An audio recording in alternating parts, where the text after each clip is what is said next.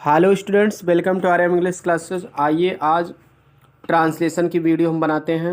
और ट्रांसलेशन की काफ़ी दिन से डिमांड आ रही थी और मैं इसको भी इसलिए कवर कर रहा हूँ कुछ बच्चों की डिमांड पर। और ये हाई स्कूल इंटर चाहे जिस क्लास के सभी के लिए ट्रांसलेशन के लिए इम्पोर्टेंट होगा। इसके अलावा अन्य कक्षाओं के लिए भी इम्पोर्टेंट होगा, क्योंकि ट्रांसलेशन का रूल्स टेंस सब में है।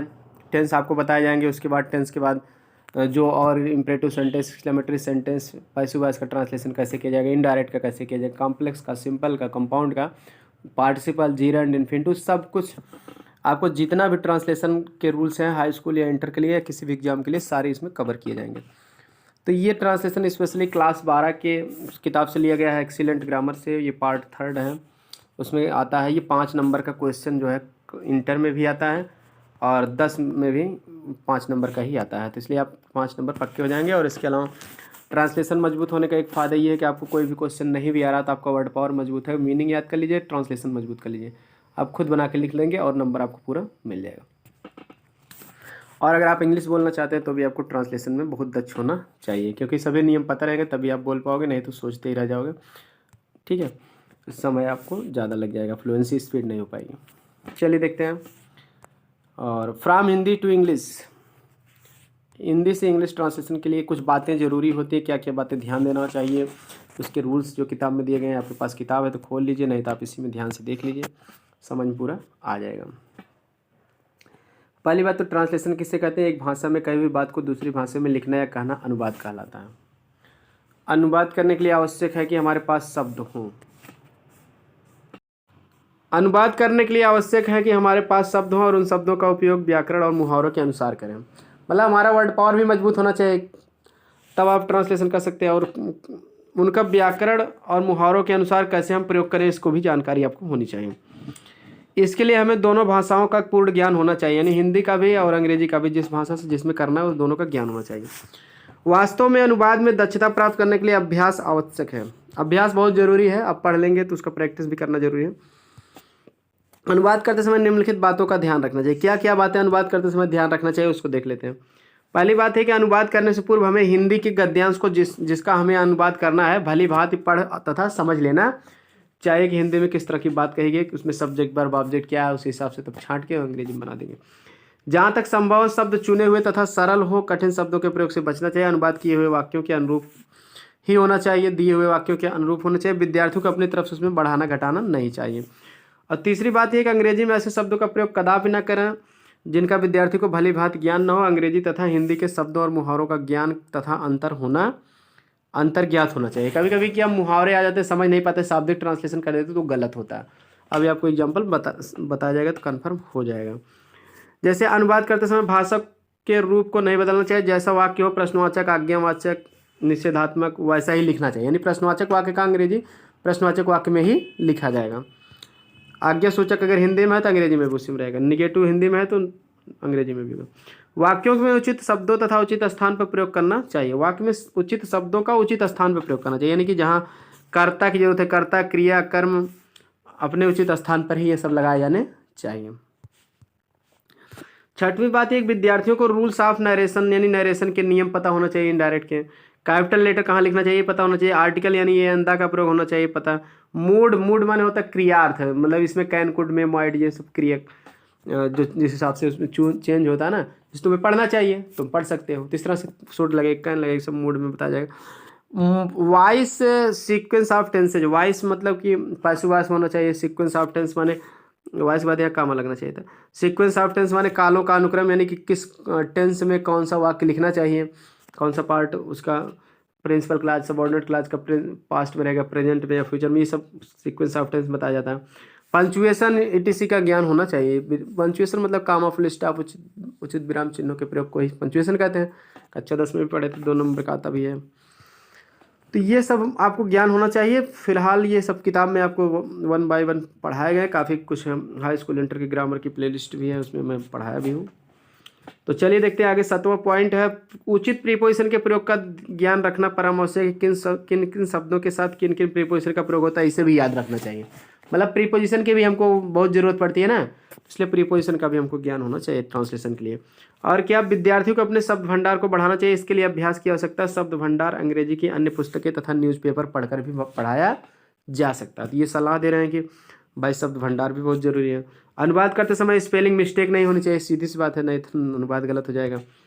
अंग्रेजी में अशुद्धियों से बचने के लिए विद्यार्थियों को सिंटैक्स वाले अध्याय का पूर्ण अध्ययन करना चाहिए। इस अध्याय में किस प्रकार से सही अंग्रेजी लिखी जाती है इसका वर्णन किया गया। तो सिंटैक्स एक चैप्टर है जिसमें पार्ट्स ऑफ स्पीच पूरा पाया जाएगा, noun pronoun A and the, ठीक, उसकी गलती कहाँ होती है, ये सब मतलब उसमें सही ढंग से लिखना बताया गया। तो ये मैं वीडियो भी इसका बना चुका हूँ, नहीं देखे तो आप उसको भी देख सकते हैं। इसका भी ज्ञान होना चाहिए। लंबे लंबे तथा बड़े वाक्य नहीं लिखने चाहिए, छोटे तथा सरल वाक्यों का प्रयोग करना चाहिए। जैसे अपने मन से अगर आप लिख रहे हैं बना के, या उसको तोड़कर छोटे छोटे पार्ट में उसको समझ के करना चाहिए। फ्रेज क्या है, क्लास क्या है, सब्जेक्ट वर्ब ऑब्जेक्ट क्या है। यदि किसी बड़े वाक्य का अनुवाद करना है तो घबराना नहीं चाहिए, हमें टुकड़े टुकड़े करके उसका अनुवाद करना चाहिए। मतलब बड़े वाक्य है तो उसको टुकड़े में कर दीजिए, इसमें कितना क्लाज है, प्रिंसिपल क्लाज क्या है, सबऑर्डिनेट क्लाज क्या है, कंजक्शन जोड़ दीजिए, इस तरह से आपको करना चाहिए। अभी प्रैक्टिस कराया जाएगा तो आपको पूरा समझ में आ जाएगा ओवरऑल, अभी आप समझते रहिए। 13वां बात है, जहाँ तक संभव शब्दों के अनुसार अनुवाद करना चाहिए, ठीक है, लेकिन यह ध्यान रखना चाहिए कि अनुवाद हास्यप्रद ना हो जाए, फनी ना हो जाए। मतलब शब्द के हिसाब से तो उसकी इंग्लिश लिखोगे, लेकिन कभी कभी हास्यप्रद हो जाता है, गलत हो जाता है, मुहावरेदार भाषा रहती है, लोग समझ नहीं पाते। तो उसके लिए भी बता रहे हैं हास्यप्रद नहीं होना चाहिए। जैसे एग्जाम्पल यहाँ 2 दिया गया है जो हास्यप्रद कर देते हैं। जैसे पहला ट्रांसलेशन यहाँ दिया, मेरा सिर चक्कर खा रहा है, तो इसकी अंग्रेजी क्या होगी। तो पहला ट्रांसलेशन इसमें बताया, my head is eating circle, मेरा सिर ईटिंग खा रहा है, सर्कल माने चक्कर। तो जबकि दिया इनकरेक्ट, यानी वाक्य ये क्या है, गलत है। शब्द के हिसाब से तो एकदम सही है, माई हेड माने मेरा सिर, ईटिंग माने खा रहा है, सर्कल माने चक्कर। लेकिन इसको ऐसा करना चाहिए, आई एम फीलिंग गिडी, मुझे मेरा सिर चक्कर खा रहा। फील गिडी माने चक्कर आना, गिडी माने होता है चक्कर आना, तो चक्कर होता है फील माने मतलब मैं चक्कर आना महसूस कर रहा हूँ, यानी कि मेरा सिर चक्कर खा रहा है। आई एम फीलिंग गिडी माने चक्कर आना होता है, ठीक है। तो अब यहाँ क्या है, फील गिडी माने चक्कर आना, तो आई एम फीलिंग गिडी होगा, ना कि ईटिंग सर्कल, क्योंकि सिर कोई आदमी नहीं कि कुछ खाएगा वो, भाई सिर, हेड माने सिर या दिमाग, तो उसमें महसूस होता ना, ऐसा कभी कभी होता कि चक्कर, हमको ऐसा लग रहा है कि हमको चक्कर आ जाएगा। तो फील गिडी माने चक्कर आना, चक्कर खाना या चक्कर आना फील गिडी होता है, ठीक। तो ईटिंग सर्कल नहीं हो जाएगा, ये शाब्दिक अनुवाद गलत हो जाएगा, ठीक। दूसरा ट्रांसलेशन देखिए, जिसको हास्यप्रद जो इसमें दिया गया है, मेरा दिल उस दृश्य को देखकर बाग बाग हो गया। अगर ये चीज़ किसी से अंग्रेजी में बोलना है तो आप ये कहोगे, पहला देखिए गलत वाक्य कैसे हो पाओगा, my heart became garden garden seeing that scene, मेरा दिल उस दृश्य को देखकर गार्डन गार्डन हो गया, बाग बाग हो गया, ऐसा कुछ नहीं। दिल थोड़ी ना कोई जगह है कि वहाँ बाग लगा दोगे। तो यहाँ बाग बाग होना भी एक मुहावरा है, ठीक है ना। तो बाग बाग होना माने बहुत खुश हो जाना, ये एक मुहावरा है, मतलब दिल बाग बाग हो गया, मतलब बहुत खुश हो गया। तो इसका ट्रांसलेशन इसलिए सही ट्रांसलेशन होगा, पहला तो गलत है, गार्डन गार्डन नहीं होगा। आई वीकेम, मैं हो गया ओवरजॉयड मन बहुत खुश, टू सी दैट सीन, उस दृश्य को देख, मैं उस दृश्य को देखकर बहुत खुश हो गया, यानी मेरा दिल क्या हो गया, बाग बाग हो गया। इस तरह से ट्रांसलेशन में आपको कभी कभी मुहावरेदार जब भाषा आ जाती है तो उसको भी ध्यान देना चाहिए। अगला पॉइंट है, अंतिम महत्वपूर्ण बात जो प्रत्येक विद्यार्थी को ध्यान रखनी, वह यह है कि हैंड राइटिंग बहुत सुंदर और साफ होनी चाहिए। अच्छे नंबर के लिए हैंड राइटिंग सुंदर और साफ होनी जरूरी है। आगे रिमेंबर कुछ शब्द दिए गए हैं जो सरल सरल शब्द हैं, जैसे गो माने जाता हूँ, जाती हूँ, जाते हैं, जाती हैं, जाते हो, जाती हो, जाओ, इतना चीज होता है गो माने ना। जैसे गो टू मार्केट, मार्केट जाओ, तो गो माने जाता है नहीं हो। आई गो टू मार्केट, मैं जाता मार्केट जाता हूँ। सी गोज टू मार्केट, वह मार्केट जाती है ना। तो इस तरह से मतलब सभी होता है गो माने, ठीक। आई गो, वी गो होम, हम घर जाते हैं। They go to school, you go home, ये सब देखिए वाक्य दिया है। राइट का अर्थ देखिए, लिखता हूँ, लिखती हूँ, लिखते हैं, लिखती है, लिखते हो, लिखते हो, लिखो, लिखो भी हो सकता है, जैसे राइट लेटर, एक पत्र लिखो, ठीक है। राइट एन से एक निबंध लिखो, तो इस तरह से इंपरेटिव में लिखो हो जाएगा, नहीं तो टेंस के अनुसार आएगा। कम्स माने देखिए आता है, आती है, ये सब भी होता है, जैसे she comes, he comes, she comes daily, इस तरह से वाक्य भी दिया। टीचर माने पढ़ाता है, पढ़ाती है। टू प्ले माने खेलना, यानी कि टू अगर आ जाएगा किसी वर्ब के पहले तो उसमें के हिंदी में ना आ जाएगा, खेलना या तो ने के लिए आएगा, ठीक, खेलने के लिए। जैसे देखिए, I like to play cricket, मैं क्रिकेट खेलना चाहता हूँ। दूसरा, I am ready to play, मैं खेलने के लिए तैयार हूँ। तो इन्फिनिटिव होता है, उसमें ना ने नहीं आता, या तो ने के लिए आता है। और यस ये इस रहा था तो ता है ती है आता, ये ऊपर बताए हैं कम्स टीचेज में, और फर्स्ट फॉर्म में भी ता है ती है आता, क्योंकि भाई प्रेजेंट इंडेफिनिट में एक बहुवचन के साथ लगता नहीं है यस। तो इन सभी बातों को ध्यान देना चाहिए। टू रीड माने से पढ़ना, देखिए पढ़ने के लिए, तो the boys want to read, लड़के पढ़ना चाहते हैं। They come to school to read, वे पढ़ने के लिए स्कूल आते हैं, तो इसलिए ने के लिए भी आता है टू प्लस फर्स्ट फॉर्म में। क्लियर। क्रिया की 3 फॉर्म होती है, प्रेजेंट, पास्ट और पार्टिसिपल। इनका ध्यान अनुवाद करने में नितांत आवश्यक है, अतः विद्यार्थियों को इन्हें कंठस्थ कर लेना चाहिए। उनकी सुविधा के लिए यहाँ पर वर्ब की तीनों फॉर्म दी जा रही हैं। पहली बात तो ये भी, ट्रांसलेशन के लिए आपको तीनों फॉर्म का ज्ञान होना चाहिए, क्योंकि किस टेंस में ट्रांसलेशन लिखना है, प्रेजेंट में, पास्ट में, कि ठीक है फ्यूचर में, यानी फर्स्ट फॉर्म जरूरत पड़ेगी, पास्ट फॉर्म जरूरत पड़ेगी, सेकंड फॉर्म पास्ट पार्टिसिपल, यानी थर्ड फॉर्म की कब जरूरत पड़ेगी ना, सभी फॉर्म का भी, आईएनजी फॉर्म की भी जरूरत पड़ेगी, यस ये फॉर्म की, तो सबका ज्ञान होना चाहिए। तो कम से कम 3 फॉर्म का तो जरूरी आप ज्ञान होना चाहिए, क्योंकि आईएनजी नहीं रहेगा तो आप आईएनजी लगा देंगे। तो यहाँ कुछ लिस्ट दी गई हैं, और उसको फॉर्म, अगर आपको first form second third form याद करने में दिक्कत हो रही है, तो मैं इसमें जो रूल दिया उसको समझा दे रहा हूँ, उसका एक एक एग्जाम्पल आप अपने दिमाग में बैठा लीजिए। पूरी लिस्ट नहीं भी याद है तो कोई दिक्कत नहीं, आप केवल रूल्स जान लीजिए, उसके ऊपर एक एक उदाहरण इसमें कम से कम अपने दिमाग में बैठा लीजिए, तो लाइफ टाइम वो आपको काम देगा। उसी तरह से आप अंदाज कर भी बना सकते हैं, और पढ़े रहेंगे तो याद आ जाएगा। ठीक, चलिए देख लेते हैं तीनों फार्म की ट्रिक। हम जानते हैं कैसे, आपको क्या समझना है, कैसे बनी है थर्ड सेकंड फार्म। भाई कुछ तो अनियमित रूप से बनती है पूरा बदल के, कुछ तो नियम से बनती है, तो कम से कम कुछ तो हमको याद हो जाएगा। नियम से जो बनती है 90% वो तो याद हो जाएंगे, 10% तो हम रट ही लेंगे, जो नहीं नियम से रहेगा, पूरा इरेगुलर रहेगा अनियमित रूप से, तो काफ़ी कुछ आपका काम आसान हो जाएगा। इसलिए समझ लीजिए। ग्रुप ए देखिए दिए 3 फॉर्म्स ऑफ द वर्ब, क्रिया के तीनों रूप। कुछ स्ट्रांग वर्ब जिनकी सेकंड और थर्ड फॉर्म फर्स्ट फॉर्म के बाविल को बदलने से बनती है। मतलब कुछ स्ट्रांग वर्ब माने सबल क्रियाएं, स्ट्रांग माने मजबूत सबल क्रियाएं होती हैं, और कुछ वीक वर्ब होती हैं, दुर्बल क्रियाएं होती हैं। तो अब इस आपको ये भी ज्ञान हो जाएगा कि भाई क्रिया के कुछ प्रकार इस तरह से भी होते हैं। स्ट्रांग वर्ब किसे कहते हैं, तो बता दीजिए कि जिनकी सेकंड और थर्ड फॉर्म फर्स्ट फॉर्म के बाविल को बदलने से बनती है, उन्हें हम स्ट्रांग वर्ब कहते हैं। मतलब स्ट्रांग वर्ब एक ऐसी वर्ब होती है जिसका थर्ड फॉर्म फर्स्ट फॉर्म के बाविल को सेकंड और थर्ड दोनों फर्स्ट फॉर्म के बाविल को बदल तो बन जाएगा। ठीक, तो चलिए इस तरह की क्रिया होती हैं, स्ट्रांग वर्ब होती हैं, सेकंड और थर्ड फॉर्म फर्स्ट फॉर्म के बाविल को बदलने से बनती है। चलिए देख लेते हैं उदाहरण। तो इस तरह से आपको रटना नहीं पड़ेगा, समझना पड़ेगा। अवेक माने क्या होता है, जागना। तो अवेक का अगर सेकंड फॉर्म बनाना होगा तो आपको अवोक कर देना है इस तरह से, और थर्ड फॉर्म क्या होगा, अवोकिन। अवेक, अवोक, अवोकिन। और इसका एक थर्ड फॉर्म अवेक्ड भी होता है। ठीक है, मतलब डी जोड़कर भी बनाया जाता है, और या तो आप देखिए फर्स्ट फॉर्म में ए को बदल, अंदर का बाबिल ए को बदल के ओ कर दो तब भी सेकंड हो जाएगा, और यन उसमें जोड़ दो तब भी, अवोक में फर्स्ट फॉर्म में यन जोड़कर या डी जोड़कर थर्ड फॉर्म भी बना दी जाती है। क्लियर। तो अवोक में यन जोड़ के या अवेक में डी जोड़ के सेकंड थर्ड फॉर्म। कुछ का मतलब पास्ट पार्टिसिपल या सेकंड या थर्ड फॉर्म 2 तरह से बनता है, तो दोनों का ज्ञान आपको होना चाहिए। आईएनजी जोड़ देंगे तो अवेकिंग हो जाएगा, एक ई हट जाएगा।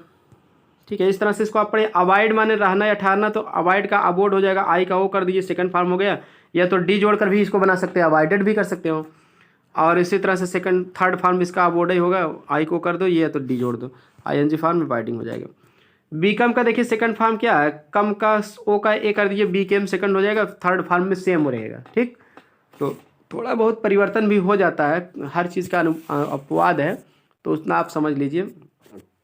बिगिन का सेकंड फॉर्म बिगन, आई का ए हो गया, थर्ड फॉर्म देखिए ए का यू हो गया ना, तो इस तरह से आई का क्या, आप अंदर का स्वर आई को ए में बदल दोगे, स्वर बदल दोगे तो सेकंड हो जाएगा, फिर ए में ना बदल के यू में बदल दोगे थर्ड हो जाएगा। इस तरह से आपको समझना है कि किसमें कौन सा बाबिल बदल के उसका सेकंड और थर्ड फॉर्म कैसे बनता है।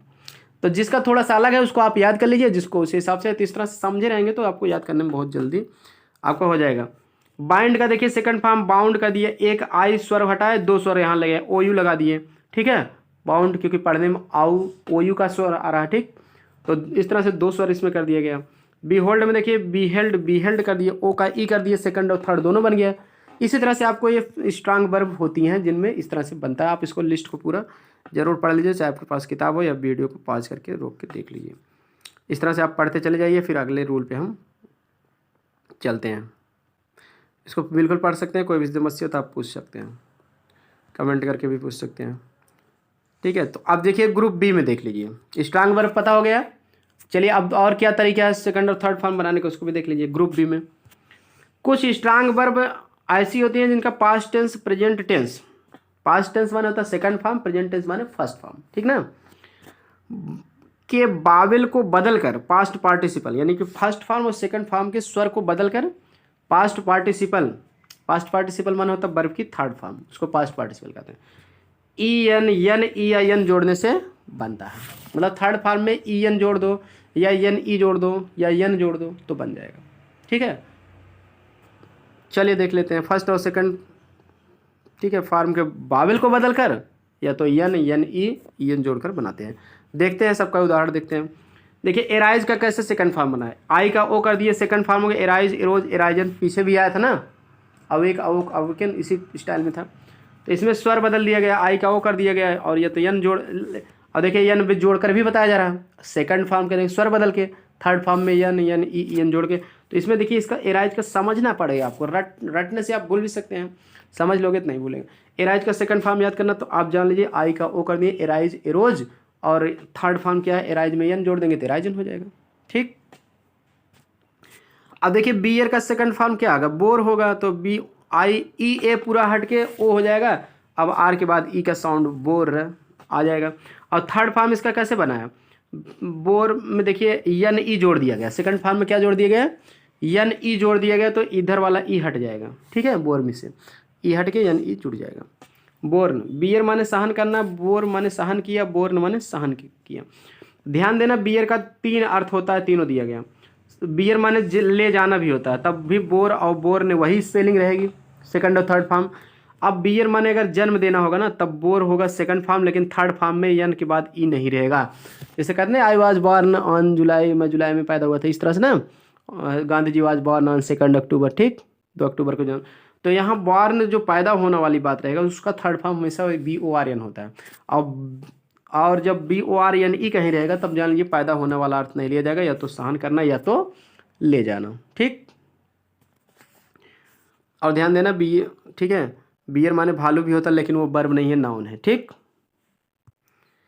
तो उसका सेकंड थर्ड फॉर्म बनाने की जरूरत नहीं, इसलिए नहीं दिया। बिड माने देखिए आज्ञा देना होता है, इसका सेकंड फॉर्म बेड हो गया और थर्ड फॉर्म बीडन। अब देखिए बेड में आई क्या ए कर दिया गया, तो लास्ट में ई आ जाता है। कभी कभी एक स्वर साउंड के अनुसार उसमें घट बढ़ सकते हैं। अब बीडन में देखिए ई एन जोड़ा गया है ना, ठीक है, बिड में ई एन जोड़ा गया तो एक डी बढ़ गया है, क्योंकि अब आपके कॉन्सोनेंट से पहले यानी शब्द के अंत में एक कॉन्सोनेंट और एक स्वर रहता है, तो उसमें हम क्या करते हैं, एक स्वर से शुरू होने वाला ई डी या E N G I N G, ठीक है, ई डी या आई एन जी कुछ भी, ई आर स्वर से शुरुआत होने वाला कोई भी सफिक्स यानी कि प्रत्यय जोड़ते हैं तो हम उसमें डबल हो जाता है अंतिम व्यंजन। तो आई होप समझ में आ गया होगा। यहाँ देखिए बिड का तीनों फॉर्म बिड ही रहता है, इसमें कोई परिवर्तन ही नहीं। बाइट का लास्ट स्वर हटा दो बिट हो जाएगा, थर्ड फॉर्म ई एन जोड़ोगे तो बिटन हो जाएगा, एक टी बढ़ जाएगा। ठीक, इस तरह से आप इसको जरूर समझ लीजिए। ठीक है, आप देखिए यहाँ डू जो दिया है डी वाले में, डू माने करना, डू का सेकंड फॉर्म डिड और थर्ड फॉर्म कैसे बना है डन, तो डू में यानी ई जोड़ के डन बन गया। इस तरह से आप इसको जरूर समझ लीजिए। ठीक है ना, ड्रा ड्रू ड्रान, देखिए ड्राम एक आई कर दिया, सेकंड फॉर्म हो गया ड्रू हो गया, ड्रान में एन जोड़ दिए। इस तरह से कुछ में ईट आइट ईटन, ईटन में देखिए ई एन जोड़ दिए गए, इस तरह जोड़ के एन ई एन या स्वर बदल के बनाए जाते हैं। तो इस ऐसी भी स्ट्रांग वर्ब होती हैं, तो आप इसको जरूर पढ़ लीजिए, पास किताब है तो, नहीं तो आप वीडियो से ही वीडियो को पॉज करके देख लीजिए। इस तरह की जो क्रियाएं हैं। ठीक है, आगे चलते हैं लिस्ट ऑफ वीक वर्ब। अब तो स्ट्रांग वर्ब का कैसे सेकंड थर्ड फॉर्म बनता है पता चल गया। अब वीक वर्ब देख लेते हैं उसका सेकंड थर्ड फॉर्म कैसे बनता है। तो वीक वर्ब की भी लिस्ट दिया गया है। वीक वर्ब यानी निर्बल क्रियाएं, सबल क्रियाएं के उल्टा निर्बल क्रियाएं जो कमजोर होती हैं, वीक यानी कमजोर। ये वे वर्ब होते हैं जिनके सेकंड और थर्ड फॉर्म फर्स्ट फॉर्म में। वीक वर्ब अगर कोई पूछ ले किसे कहते हैं तो आपको बताना पड़ेगा कि वीक वर्ब वे वर्ब होती हैं जिनके सेकंड और थर्ड फॉर्म फर्स्ट फॉर्म में ई डी या टी लगाने से बनते हैं। मतलब कुछ क्रियाएं तो ऐसी होती है जिसमें ई डी जोड़ दो सेकंड फॉर्म बन जाएगा, या तो डी जोड़ दो पहले सी है तो सेकंड फॉर्म बन जाएगा, या तो टी जोड़ दो, जैसे ड्रीम माने सपना देखना तो ड्रीम्ड हो जाएगा, स्वप्न देखा। ठीक, तो इस तरह से भी होती है। चलिए उदाहरण देख लेते हैं। तो जिनमें डी ई डी या टी जोड़ के सेकंड थर्ड फॉर्म बनता है जिनका, उनको हम निर्बल क्रिया कहते हैं। ठीक है, तो अब देखिए ये मतलब निर्बल कमजोर होते हैं। डी या ई डी आता है, टी का आता है, तो इनको तुरंत डर मारा सेकंड थर्ड फॉर्म बन जाता है। आप इस तरह से ट्रिक याद कर सकते हैं कि मतलब डी या ई डी या टी आता है तो जुड़ने के लिए तो कहते हैं हाँ ठीक है आप आ जाओ, मैं सेकंड और थर्ड फॉर्म का काम कर दूंगा, तो कोई विरोध नहीं करेंगे, निर्बल रहेंगे। एब्यूज माने देखिए कि यहाँ कुछ वर्ब, कुछ वीक वर्ब जिनकी सेकंड और थर्ड फॉर्म एक जैसी होती हैं, देखिए दिया गया है कि मतलब कुछ ऐसे, खाली आप मतलब मीनिंग याद कर लीजिए कि इसका सेकंड और थर्ड फॉर्म, तो भाई डी आई डी जोड़ के समझ लेना है कि इसमें डी आई डी जोड़ा जाएगा। एक फायदा आपको यह भी होगा कि जैसे वर्ब का अगर सेकंड थर्ड फॉर्म याद करोगे तो सबका मीनिंग याद करोगे तो आपका वर्ड पावर भी मजबूत हो जाएगा, और टेंस में इनका हमेशा प्रयोग करना ही है वाक्य में। ठीक, बिना वर्ब के कोई वाक्य बनता नहीं है। वाक्य में अगर एक वर्ब, एक शब्द रहता तो वर्ब ही रहता, जैसे गो माने जाओ, गो फुल स्टॉप, कम फुल स्टॉप, आओ, वो वर्ब ही रहेगा, बिना वर्ब के कोई वाक्य नहीं रहेगा। ठीक, तो इसलिए वर्ब का बहुत महत्व है, तो वर्ड पावर मजबूत करने के लिए सभी वर्ब का ज्ञान होना चाहिए। देखिए एब्यूज माने गाली देना, तो इसका सेकंड और थर्ड फॉर्म कैसे बना है, केवल आप इसमें डी जोड़ दीजिए, एब्यूज्ड एब्यूज्ड, आईएनजी जोड़ोगे तो हट जाएगा, तो आराम से बन गया। एक्यूज में भी देखिए डी जोड़ के बना दिया गया, इसमें कुछ याद करने की जरूरत नहीं, इस लिस्ट आप याद कर लीजिए बस। एडिक्ट में देखिए व्यसन में पढ़ना, एडिक्ट माने होता है व्यसन में पढ़ना, बुरी आदतों में पढ़ना। ठीक, उसको एडिक्ट कहते हैं। तो इसमें सेकंड फॉर्म बनाने के लिए एडिक्टेड कह दीजिए, एडिक्टेड। ठीक, ई डी जोड़ दीजिए। एडवाइज में पहले से ई है तो केवल डी जोड़ा जाएगा, अलाउ में ई नहीं है तो ई डी जोड़ा जाएगा। मतलब कुल मिला के इसमें इतना समझ लीजिए कि जिसमें ई रहेगा तो उसमें केवल डी जोड़ा जाएगा, जिसमें ई नहीं रहेगा तो उसमें ई डी जोड़ा जाएगा। तो ऐसी क्रियाओं को हम निर्बल क्रियाएं कहते हैं, या तो टी भी जोड़ा जाता है। टी वाला भी चलिए एग्जाम्पल इसमें देख लेते हैं कहाँ है। ठीक है, और आप इसको लिस्ट को पढ़ते चले जाइए। ठीक है, देखिए हाँ बिल्ड जो है यहाँ बना 20 वाले लिस्ट में, ब्रिंग का ब्राट ब्राट हो जाएगा, तो इसको थोड़ा सा चेंज कर दिया, अंदर का स्वर बदले हैं। और बिल्ड में जो है क्या है, डी को टी कर दिया गया, डी को किस में बदल दिया गया, टी कर दिया गया। या तो ऐसे समझ लीजिए कि डी को टी में बदल देते हैं, या तो हम टी जोड़ते हैं तो डी हट जाता है, बात एक ही हुआ। तो आराम से सेकंड फॉर्म थर्ड फॉर्म आपका तैयार हो गया। बेंड का देखिए डी का टी कर दीजिए, इसका भी सेकंड और थर्ड फॉर्म तैयार। इसी तरह से सेंड रहेगा तो सेंट हो जाता है। ठीक, तो ये ऐसी क्रियाएं क्या वीक वर्ब कहलाती हैं। ठीक है, तो अब इस तरह से आप इसको पढ़ते चले जाइए, आगे लिस्ट दिया गया जैसे। अब यहाँ देखिए एक सेम टू सेम मिला बर्न, बी वाले में बर्न माने होता है जलना या जलाना। तो इसका देखिए अब सेकंड और थर्ड फॉर्म देखिए, टी बर्नट, कुछ नहीं खत्म किया गया, मतलब डी नहीं रहता तो टी हम जोड़ते हैं तो डी हटता है नहीं, अगर टी जोड़ेंगे डी रहेगा तो हट जाएगा, नहीं रहेगा तो कुछ चेंजिंग नहीं होगा। जैसे देखिए बर्न में टी बर्नट हो गया। अब इसी तरह से जान लीजिए लर्न, लर्न रहेगा तो उसका सेकंड थर्ड फॉर्म क्या हो जाएगा, लर्न, टी केवल जोड़ देना है। तो ये भी मतलब ऐसी क्रियाओं को हम वीक वर्ब कहते हैं। इस तरह से आपको लिस्ट और भी दिया, आप इसको खुद पढ़ लीजिएगा। ठीक है, क्योंकि मेरा काम है सरल कर देना, कैसे याद होगा मैं आपको समस्या का समाधान कर दे रहा हूँ, बाकी तो आपको खुद ही इसको पढ़ना पड़ेगा। ड्वेल का देखिए डी से ड्वेल माने रहना, तो ड्वेल्ट कर दिए, एक यल हट गया, डी वाले में जाएंगे। तो इस तरह से तमाम सारी क्रियाएं हैं, लिस्ट हैं। फील का फिल्ट हो जाता है कि एक ही हट जाता है, टी जोड़ता है। ठीक, इस तरह से आप समझ सकते हैं फील फिल्ट। अब इसको सबको आपको याद कर लेना है। ठीक है, और इसी तरह से है सभी क्रियाएं, इसको आप पढ़ते चले जाइए। ठीक, तो वीक वर्ब हो गया। चलिए और भी आगे लिस्ट देख लेते हैं किस प्रकार की क्रियाएं आती हैं। वीडियो को पॉज करके देख सकते हैं, ये किताब है तो किताब से आप याद कर लीजिए, कोई भी किताब होगी लगभग सब में वर्ब दिया रहता है। चलिए अब ग्रुप सेकंड देख लेते हैं, और भी कुछ प्रकार की क्रियाएं कैसे थर्ड फॉर्म सेकंड फॉर्म बनती है। तो ग्रुप सेकंड में आ जाते हैं, तो नोट में इसमें दिया निम्नलिखित क्रियाओं के तीनों फॉर्म एक जैसे रहती हैं। ग्रुप सेकंड में ये बताया कि कुछ क्रियाएं ऐसी हैं तो इनका तीनों फॉर्म एक जैसा रहती है, यानी आपको उसमें कुछ टेंशन वेंशन लेने की जरूरत नहीं कि इसका सेकंड और थर्ड फॉर्म क्या होगा। आप वर्ब को पढ़े रहिए, बस आ जाएगा तो अपना वही लिख देना। जैसे इसमें कुछ क्रियाएं हैं, जैसे बेट, देखिए बेट माने शर्त लगाना, तो बेट बेट बेट इसका तीनों टी ही रहता है। इसकी थोड़ा सा ट्रिक जान लीजिए कि जो जिनका तीनों फॉर्म एक जैसे रहती है उसमें अक्सर उस क्रिया के अंत में डी आता है या तो टी आता है, डी या टी आता है। अब भाई शब्द याद कर लीजिए। ठीक, जैसे मतलब बेट बेट बेट, बर्स्ट में देखिए टी आया, बर्स्ट माने फटना, तीनों फॉर्म। कास्ट माने फेंकना, टी आया, तीनों फॉर्म एक जैसे रहेंगे। कास्ट माने मूल, तीनों फॉर्म एक जैसे रहेंगे। कट में तीनों एक रहेंगे, हिट में एक जैसे रहेंगे। हार्ट, लेट, लेट माने देना, let let let, put put put, write write write, set set set. देखिए सेट माने बैठना, तो तीनों फॉर्म सेट है। तो स्प्रेड में देखिए डी है तो यही रहता है एक जैसे। अब इसी तरह से देखिए रीड पढ़े थे, रीड पढ़ा तो रेड जाता, लेकिन स्पेलिंग वही रहती है, READ। ठीक है, रीड रीड रीड। रीड में भी देखिए डी रहता है ना, तो इसका सेकंड फॉर्म भी रीड रहता है, थर्ड फॉर्म भी रीड रहता है, मतलब लिखा जाता है वही स्पेलिंग, पढ़ा रेड रीड रेड रेड जाता है। ठीक, तो इस तरह से अब डी या टी अक्सर से एंडिंग कुछ वर्ब हैं जिनका सेकंड थर्ड फॉर्म में कोई चेंजिंग नहीं होता, तीनों फॉर्म बराबर है। तो इसको भी आप आराम से इसको समझ सकते हैं। आगे देखते हैं ग्रुप थर्ड भी हम देख लेते हैं। ग्रुप थर्ड में क्या बताया गया कि ग्रुप थर्ड में ये बताया गया कि कुछ क्रिया ऐसी होती है जिनका 3 फॉर्म हो भी नहीं करता, केवल 2 फॉर्म होते हैं। कौन कौन सी क्रिया हैं, चलिए देख लेते हैं। इसमें कैन है, कैन का पास्ट टेंस कुड है, पास्ट टेंस माने होता है सेकंड फॉर्म, इसका थर्ड फॉर्म नहीं होता है। मे का माइट होगा।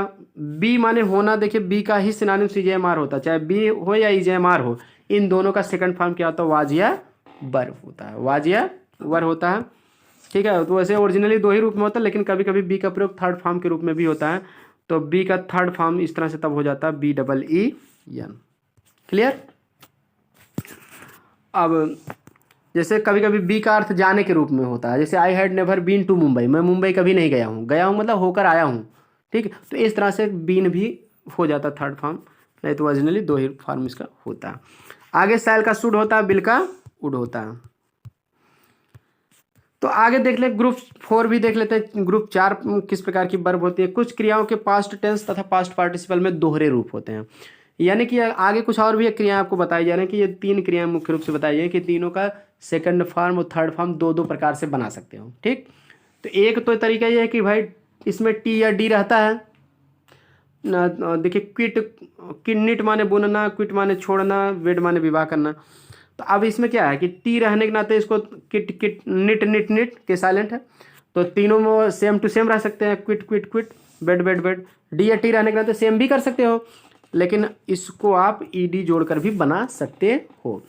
लेकिन ध्यान देना ED जब निट में जोड़ा जाएगा ना तो एक टी बढ़ जाएगा, क्योंकि अंतिम में एक बावल और एक कॉन्सोनेंट रहने पर अक्षर क्या होता है, कॉन्सोनेंट डबल हो जाता है। ठीक ना, नीटेड, क्विटेड, वेडेड, इसमें डी डबल हो गया।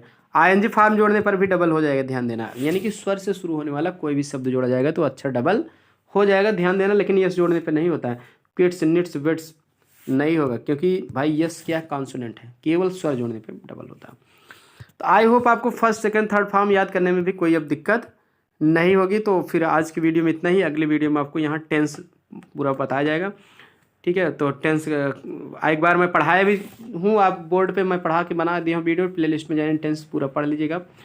ठीक है, बाकी यहाँ आपको टेंस थोड़ा सा इसका रिवीजन करके हल्का सा कॉन्सेप्ट बता के मैं तुरंत इसका एक्सरसाइज मतलब मैं सॉल्व कराऊंगा, तुरंत रूल्स भी बताऊंगा, तुरंत एक्सरसाइज भी बताऊंगा। इसलिए आप अपने बुक से एक्सरसाइज को सॉल्व करते रहिए, मैं अगले वीडियो में आपको इसको मिलवा दूंगा और इसके रूल्स भी मेन पॉइंट बता दूंगा। बाकी आप डिटेल पढ़ना चाहें तो आप टेंस प्लेलिस्ट में जाके पढ़ लीजिए। तो चैनल को सब्सक्राइब कर लीजिए अगर आप टेंस मजबूत करना चाहते हैं किसी भी क्लास के लिए, और पूरा ट्रांसलेशन ही इसके साथ मजबूत कराया जाएगा। और इसके अलावा हाई स्कूल इंटर के मैं अनसॉल्व पेपर भी अब सॉल्व करने जा रहा हूँ, कल से आपको वीडियो मिलेगी और ये भी चलता रहेगा। कोई भी आपको दिक्कत हो तो आप कमेंट करके पूछ लीजिए, चाहे जिस परीक्षा की तैयारी करना चाहते हैं तो आप बता सकते हैं। मिलते हैं नेक्स्ट वीडियो में। वीडियो को ज़्यादा से ज़्यादा शेयर करें, बेल आइकन को ऑन रखें ताकि जैसे ही नोटिफिकेशन आपको मिल जाए, जैसे ही वीडियो अपलोड करूँ, सब्सक्राइब करके रखें। मिलते हैं नेक्स्ट वीडियो में। Thanks for watching video.